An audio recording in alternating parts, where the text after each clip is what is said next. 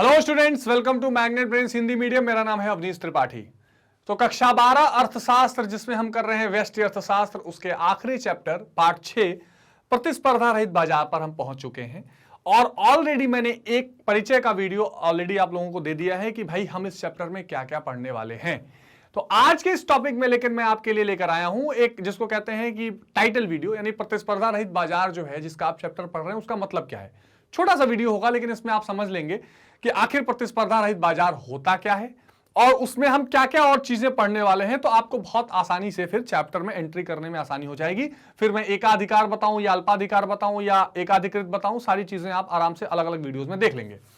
लेकिन इससे पहले कि मैं ये सेशन स्टार्ट करूं, एक बात का ध्यान रखिएगा कि मैग्नेट ब्रेन्स हिंदी मीडियम एक ऐसा प्लेटफॉर्म है जहां पर आप कक्षा 7 से 12 तक की सारी शिक्षा बिल्कुल निःशुल्क पा रहे हैं।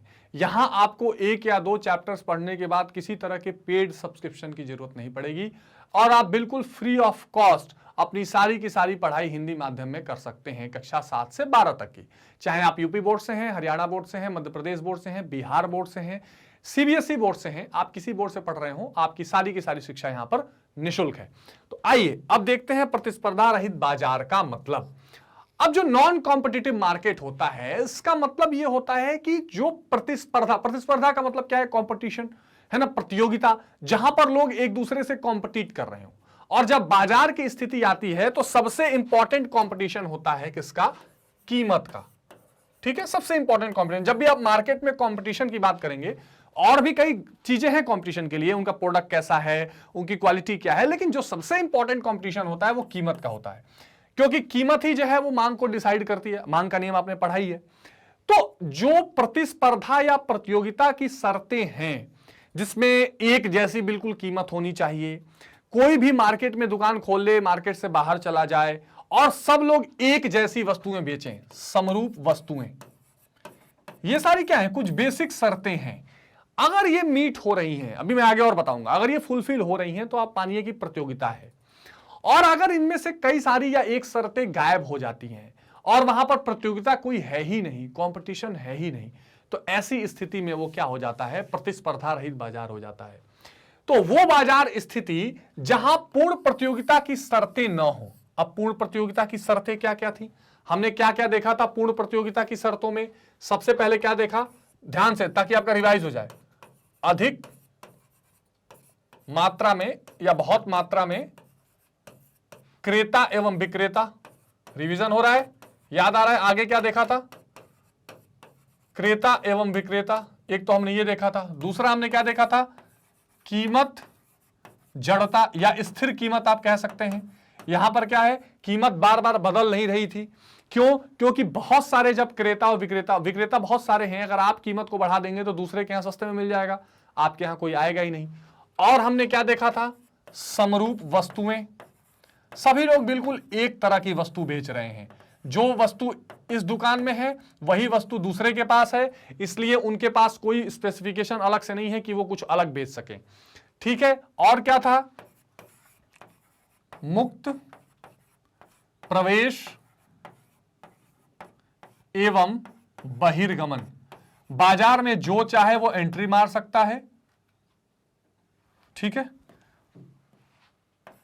बहिर्गमन, जो चाहे वो एंट्री ले सकता है, जो चाहे बाजार को छोड़ जा सकता है ना। ये सारी विशेषताएं हमने देखी थी, जिसमें हमने ये भी देखा था कि उसका औसत आगम, कीमत जड़ता रहेगी तो AR = MR तो हो ही जाएगा, इसमें कोई दिक्कत नहीं है। ये सारी विशेषताएं हमने पूर्ण प्रतियोगिता में देखी थी। तो अगर इसमें से पूर्ण प्रतियोगिताएं की ये शर्तें गायब हो जाएं तो वो जो बाजार होता है वो प्रतिस्पर्धा रहित बाजार में चेंज हो जाता है। ठीक है ना, क्योंकि अगर पूर्ण प्रतियोगिता है इसका मतलब वहां प्रतिस्पर्धा है, इसका मतलब वहां कंपटीशन है। और अगर पूर्ण प्रतियोगिता नहीं है इसका मतलब वहां कंपटीशन नहीं होगा। तो यहां लिखा हुआ है कि पूर्ण प्रतियोगिता की शर्तें ना हो, जैसे अधिक क्रेता और विक्रेता ना हो, स्वतंत्र प्रवेश और बहिर्गमन ना हो, या कीमतें समान ना हो, कीमत में चेंज आ रहा हो, या वस्तुएं समरूप ना हो सकता है कि वस्तुओं में भेदभाव हो, जैसा एकाधिकृत में होता है। एकाधिकृत में देखेंगे तो आप 90%, जो मोनोपोलिस्टिक में आगे पढ़ाऊंगा, एक बाजार होता है एकाधिकृत, जिसको अंग्रेजी में कहते हैं मोनोपोलिस्टिक। मोनोपोली नहीं, ध्यान रखिए वो अलग है, मोनोपोलिस्टिक। अब ये ऐसा बाजार है जिसकी विशेषताएं 90% से ज्यादा पूर्ण प्रतियोगिता जैसी ही हैं, लेकिन एक जगह वो बड़ा अलग हो जाता है। जैसे पूर्ण प्रतियोगिता में समरूप वस्तुएं हैं, वहां पर वस्तुओं में विभेद होता है, ब्रांडिंग में, पैकेजिंग में, क्वांटिटी में, वो अलग अलग तरह की वस्तु बेचता है। तो अगर मान लीजिए कि कोई भी एक विशेषता अलग हो गई तो वो पूर्ण प्रतियोगिता नहीं होगा। तो मान लीजिए कि क्रेता और विक्रेता अधिक ना हो, प्रवेश और बहिर्गमन पर रोक हो। जैसे मान लीजिए पूर्ण प्रतियोगिता होती है तो कोई व्यक्ति दुकान खोल सकता है, लेकिन ऐसा भी हो सकता है कि कोई ऐसी चीज हो जो बेचने की परमिशन गवर्नमेंट सबको ना दे रही हो, या उस चीज को बेचने के लिए या उस चीज की इंडस्ट्री लगाने के लिए आपको इतना भारी निवेश करना पड़े, इतना ज्यादा पैसा लगे कि आप खोल ही ना पाए, या ज्योग्राफिकल या भौगोलिक रूप से कोई ऐसी चीज है जो मान लीजिए आप चाहते हैं कि आप केरला में बैठे हैं और सेव की दुकान खोल लें, सेव का फैक्ट्री खोल लें, एप्पल जूस वाला फैक्ट्री खोल लें, तो एप्पल आपको केरला में कहां मिलेगा? एप्पल तो हिमाचल में मिलेगा, है ना, या कश्मीर में कुछ मिल जाएगा। तो आप हो सकता है कि ज्योग्राफिक या भौगोलिक कारणों से या कानूनी कारणों से या प्राकृतिक कारणों से आप क्या हो जाए, आप चाह के भी मार्केट में एंट्री ना कर पाए, तो वो पूर्ण प्रतियोगिता नहीं कहलाएगी। दूसरी बात आ गई कीमत की। जो पूर्ण प्रतियोगिता होती है वहां क्या होती है, कीमतें लगभग समान होती हैं, क्योंकि सभी एक जैसी वस्तुएं बेच रहे होते हैं।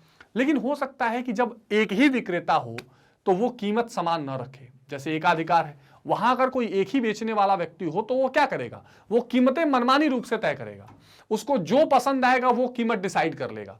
वो ये नहीं सोचेगा कि इस कीमत पर कोई और दूसरे सस्ते में ना बेच दे। जब वही मार्केट में इकलौता बैठा है तो वहां पर वो कीमत विभेद कर लेगा। यहां पर क्या है, कीमत जड़ता है, लेकिन वहां पे क्या हो जाएगी, कीमत का विभेद हो जाएगा। या ऐसा भी हो सकता है कि वो ज्यादा क्वांटिटी बेचने के लिए कीमतें घटाने भी लगे। तो मतलब ही इज प्राइस मेकर। तो पूर्ण प्रतियोगिता में क्या होता है, जो फर्में होती हैं वो प्राइस टेकर होती हैं, कीमत स्वीकारक होती हैं। लेकिन अगर कीमत स्वीकारक के जगह पर कीमत नियंत्रक बन जाए या कीमत निर्माता कोई फर्म बन जाए तो वो पूर्ण प्रतियोगिता नहीं रह जाती है। तो ऐसी स्थिति जहां पर पूर्ण प्रतियोगिता की शर्तें गायब हो जाएं, वो बाजार कहलाता है प्रतिस्पर्धा रहित बाजार।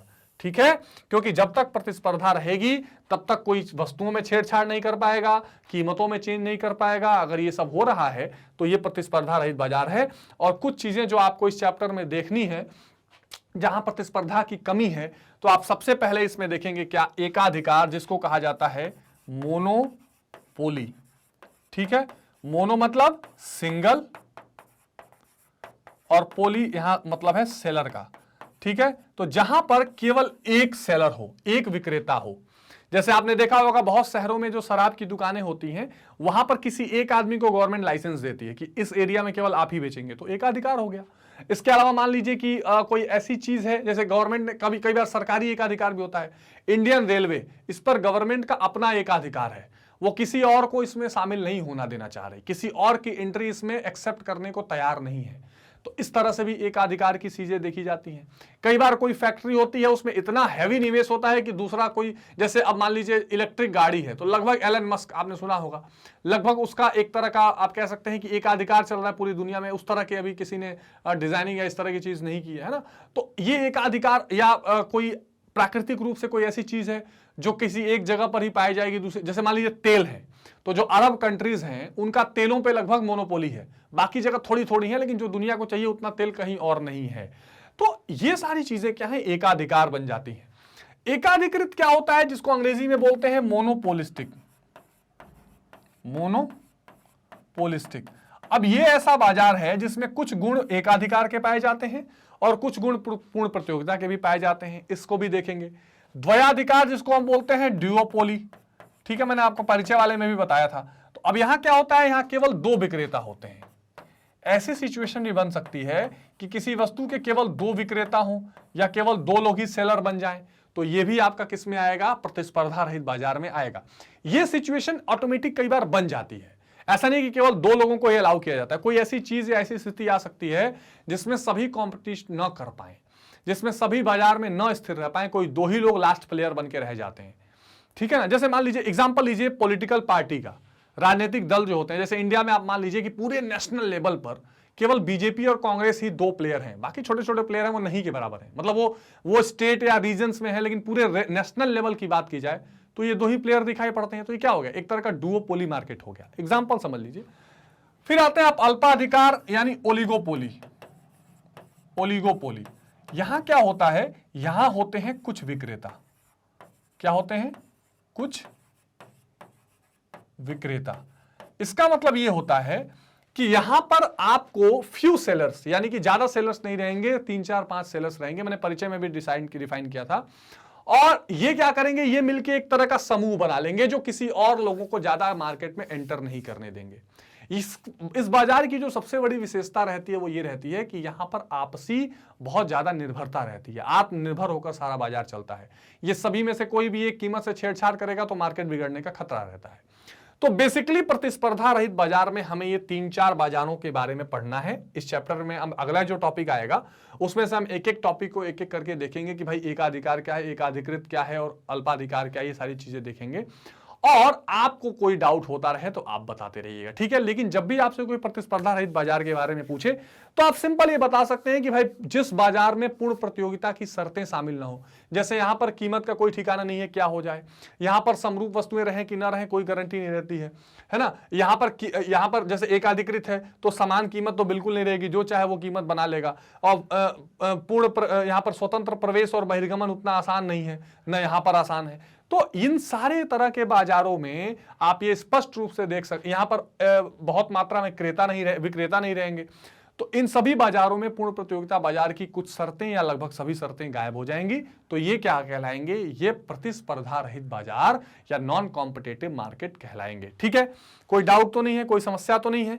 तो अब हम क्या करेंगे, अगले टॉपिक से, अगले कंसेप्ट से एकाधिकार बाजार को पढ़ना शुरू करेंगे। एक एक करके इन बाजारों को देखेंगे और छोटे छोटे वीडियो से समझेंगे और लास्ट में समराइज करके एक कंप्लीट चैप्टर रिवीजन भी करेंगे।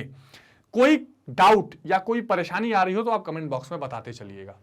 एक बात का ध्यान रखिएगा कि मैग्नेट ब्रेन्स का जो प्लेटफॉर्म है, चाहे उसकी वेबसाइट है magnetbrains.com या मैग्नेट ब्रेन्स का यूट्यूब मंच है या मैग्नेट ब्रेन्स का एप्लीकेशन है, आप इन सभी मंचों पर ये जितने सिलेबस हैं, CBSE English medium, NTSC, olympiad, CUET, CBSE Hindi medium, UP board, Bihar board, ये सारी की सारी पढ़ाई आप बिल्कुल निःशुल्क कर सकते हैं, बिल्कुल फ्री ऑफ कॉस्ट, जिसके लिए आपको कोई पेड सब्सक्रिप्शन नहीं लेना, जिसके लिए आपको किसी तरीके की, आप कह सकते हैं कि कूपन कोड या डिस्काउंट कोड की जरूरत नहीं पड़ेगी। जो सोशल मीडिया हैंडल्स हैं मैग्नेट ब्रेन्स के, ट्विटर, टेलीग्राम, फेसबुक, इंस्टाग्राम, इनको तो आप बिल्कुल फॉलो करते ही चलिए ताकि सारे नए अपडेट्स आप तक मिलते रहें, ठीक है। इसके अलावा जो बुक्स और ई बुक्स हैं, इसके भी लिंक डिस्क्रिप्शन बॉक्स में दिए हुए हैं, आप वहां से उसको लिंक पर क्लिक करके मंगा सकते हैं। लाइक, शेयर और सब्सक्राइब करना बिल्कुल नहीं भूलिएगा। तो मिलते हैं अगली वीडियो में इसी चैप्टर के एक इंपॉर्टेंट कंसेप्ट के साथ। तब तक टेक केयर, बाय बाय।